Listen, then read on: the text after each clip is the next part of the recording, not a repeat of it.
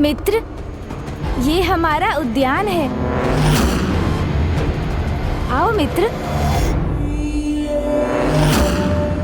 यहाँ आओ मित्र। ये देखो मित्र, ये हमारा स्नान कुंड है। ये मेरी माँ का रसोई गृह है, जहाँ वो स्वादिष्ट पकवान पकाकर मुझे खिलाती हैं। चले मित्र। मित्र, ये वो स्थान है जहाँ मुझे मेरे जीवन की सर्वाधिक महत्वपूर्ण सीख प्राप्त हुई थी।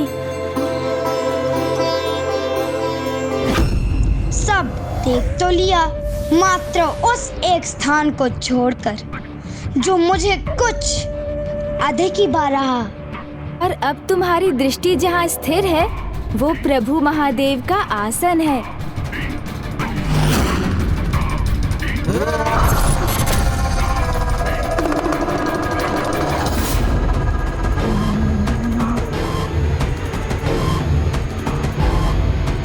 ये पिताश्री का ध्यान स्थल है।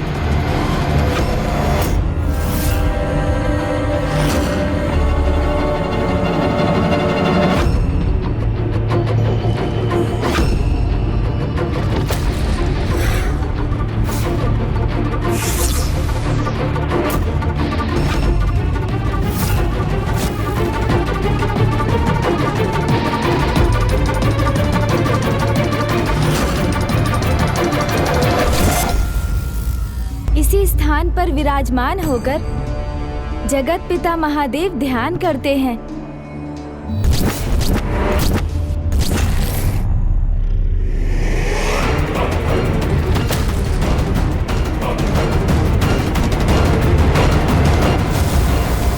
इस स्थान की महिमा तो अपार है, क्योंकि यही संपूर्ण सृष्टि की समस्त शक्ति का केंद्र है।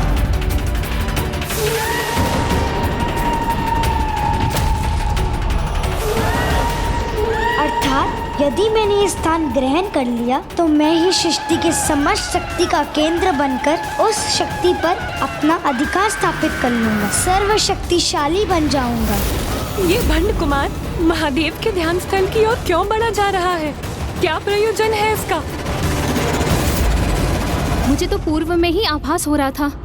अवश्य ही इसके मन में कुछ ऐसा ही अनुचित प्रयोजन है, जिसे सिद्ध करने हेतु ये कैलाश में प्रवेश करने के लिए लालायित है। जो भी करना चाहता है वो सर्वथा अनुचित है। यही वो स्थान है जहाँ से जगत पिता महादेव समस्त संसार के क्रियाकलापों को नियंत्रित करते हैं। अर्थात यदि मैं यहाँ स्थित हुआ तो समस्त संसार पर मेरा ही नियंत्रण स्थापित हो जाएगा। नियति निर्धारित है, इसलिए गणेश जी की चेतावनी सुनकर भी इतना भयंकर दुस्साहस कर रहा है ये। इस पावन स्थल पर एकमात्र त्रिलोक के स्वामी जगत पिता महादेव का ही अधिकार है। उनके अतिरिक्त यहाँ अन्य कोई भी स्थित नहीं हो सकता। अब मुझे यहाँ स्थित होने से कोई भी नहीं रोक सकता।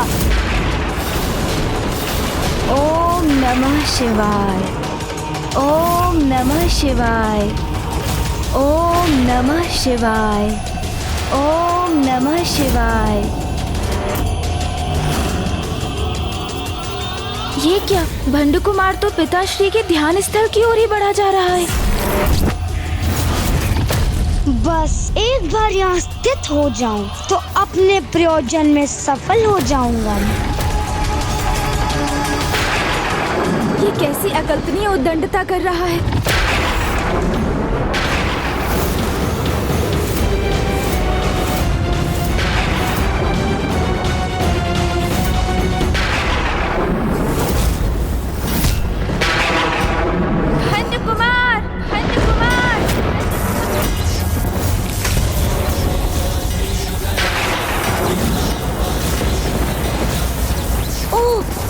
तो बांध दिया मुझे। भंड कुमार, दूर हटो वहाँ से।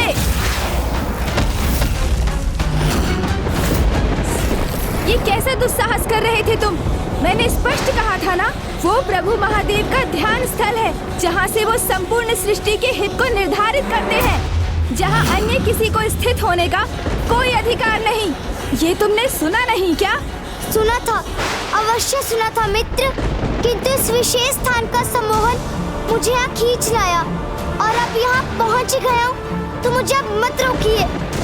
मात्र एक पल के लिए मुझे यहाँ स्थित होने दीजिए। इतना तो चलता है, इतना तो चलता है।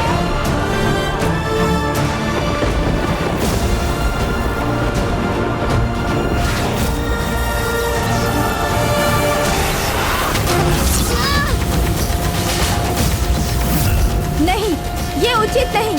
तुमने वचन दिया था कि कैलाश में कोई त्रुटि नहीं करोगे तुम, और अब इतना बड़ा अपराध करने का हट कर रहे हो तुम। अपराध? कैसा अपराध मित्र? ब्रह्मांड की शक्ति का केंद्र है ये। तो क्या उस शक्ति के सागर में से एक बूंदे भी मेरा अधिकार नहीं? बस मैं उतना ही तो पाना चाहता हूँ मैं। मात्र एक पल के लिए मुझे यहाँ स्थित होने दीजिए।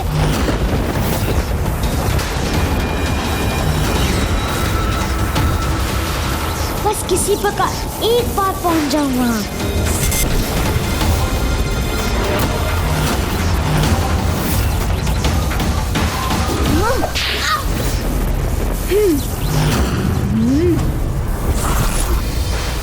बस बहुत हुआ तुम्हारा ये अनुचित हठ भंड कुमार।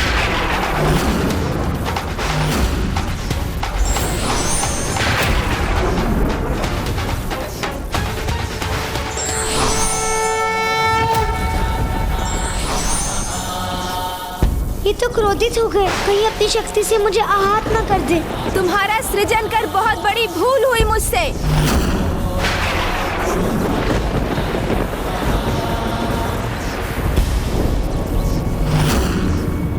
यदि इसके महापापी में परिवर्तित होने के पूर्व ही इसकी दुष्टता का अंत होना नियत है, तो यही उचित है।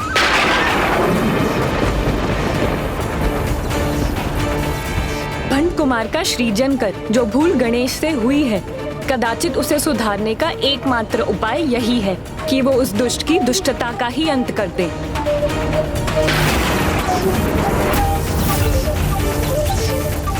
इसके पूर्व ही पुनः अपने कपट जाल का प्रयोग कर अपनी रक्षा करने में सफल हो गणेश जी को उसकी उद्दंडता का उचित दंड देना चाहिए। कैसे करूं? अब अपनी रक्षा कैसे करूं? सर्वप्रथम अपने पापों को स्वीकार कर उसका प्रायश्चित करो। ये प्रायश्चित का प्रथम चरण है। सूझ गई, इसकी युक्ति सूझ गई मुझे। क्षमा मित्र, क्षमा।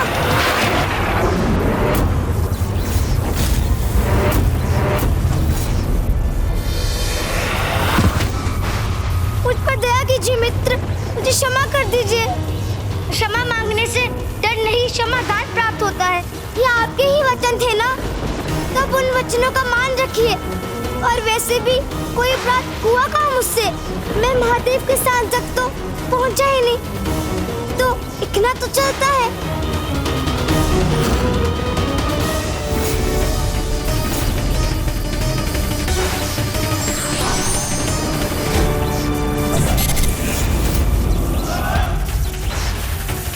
हाँ, उचित है। क्षमा तो आपको करना ही था इस तुझ जैसी भूल के लिए। अर्थात मात्र महादेव के स्थान पर स्थित होने का प्रयास करने के लिए मृत्युदंड जैसा भयंकर दंड अधिक हो जाता ना, इतना तो चलता।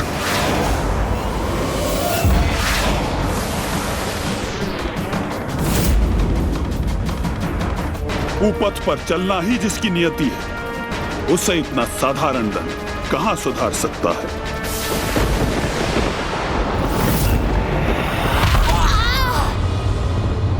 हमारी महानायक इस अवस्था में, तो क्या गणेश जी ने उन्हें कैलाश से बाहर उछाल दिया?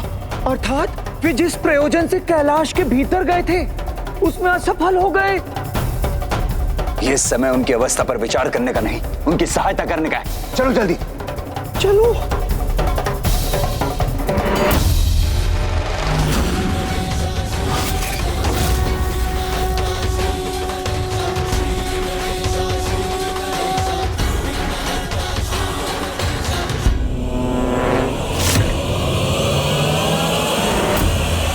जब कोई समझाने पर भी ना समझ सके, उचित सीख देने पर भी भूल और अपराध करने पर ही आतुर हो, तो उसे उचित अनुचित का बोध कराने के लिए दंड देना अनिवार्य हो जाता है। और मुझे आशा है कि मेरे इस दंड से तुम समझ गए होगे कि तुम कितनी बड़ी भूल करने जा रहे थे।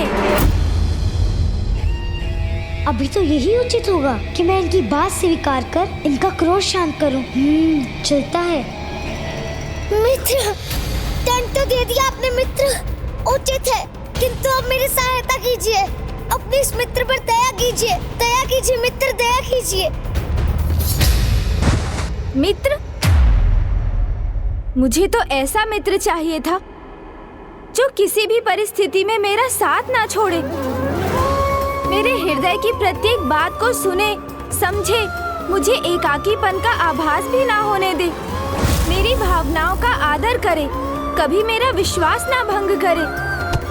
इसलिए मित्र रूप में तुम्हारा सृजन किया था मैंने, किंतु मुझे कहाँ ज्ञात था कि मैं जिसकी रचना कर रहा हूँ वो मेरी मित्रता के सर्वथा अयोग्य, मात्र एक महादुष्ट, महापापी है। हाँ, ऐसा महापापी जिसे अच्छाई बुराई, उचित अनुचित की सीख दी मैंने, किंतु फिर भी वो अपने छल कपट और अपनी बुराई पर ही स्थिर रहा। तुम्हारा सृजन कर बहुत बड़ी भूल हुई है मुझसे। नहीं मित्र, ऐसा नहीं है।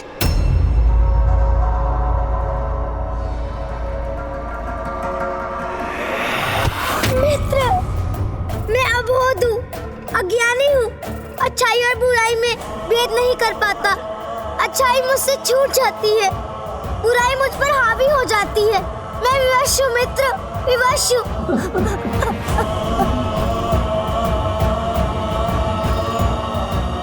भूल आपसे नहीं, मुझसे हुई है मित्र।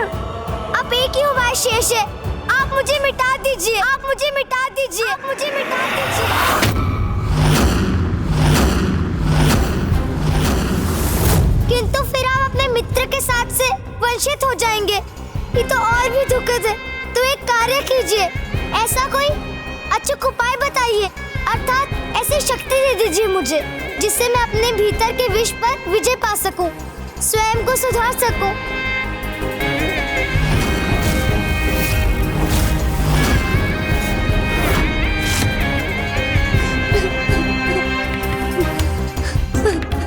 तुम्हें वास्तव में अपने किए पर ग्लानि है? हाँ मित्र, ग्लानि तो है, विश्वास कीजिए। मैं कपटी कुटिल नहीं रहना चाहता हूँ, मुक्त होना चाहता हूँ अपनी दुष्टता से। तो उसका एक ही उपाय है, तप, तप,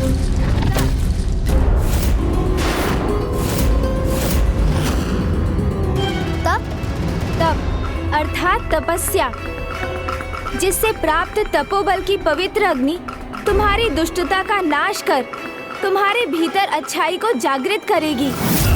किंतु तुम्हारी तपस्या तभी सार्थक होगी जब तुम वास्तव में अच्छाई के पथ पर अग्रसर होने के लिए प्रेरित होगे।